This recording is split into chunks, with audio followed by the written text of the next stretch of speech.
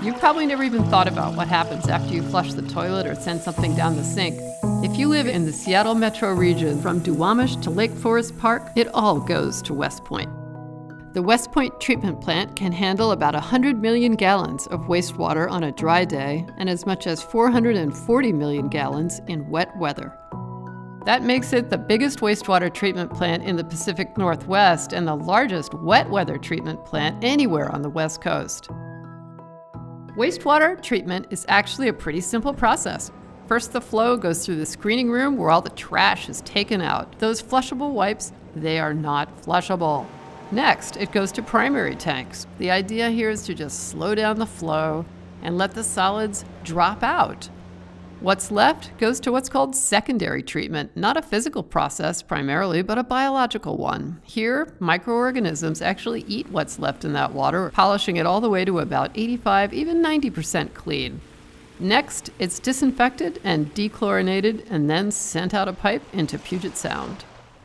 What's left over is dried and sent over to eastern Washington by truck, where it is pumped onto farm fields as fertilizer.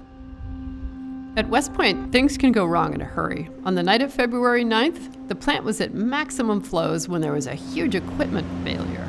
You want to think about it as the float that you have in the tank in your toilet at home. It's monitoring the level of the water in your tank and it's turning the water off and on. What happened on the night of February 9th is as these tanks filled up, these switches did not work.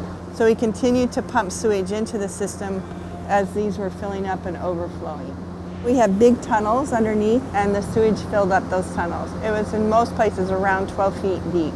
And there's all kinds of equipment and boilers that are down at that level.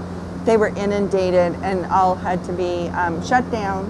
And then that's been part of the process to replace all of that. It was a catastrophe on a scale never before seen at West Point, sending hundreds of millions of gallons of raw wastewater and stormwater into Puget Sound. So what's the big picture? Wastewater treatment is the single most fundamental environmental benefit that we need to live in a city. As our population continues to grow, and as climate change means that we get more rain, bigger storms, more intense storms, what does this mean for the future?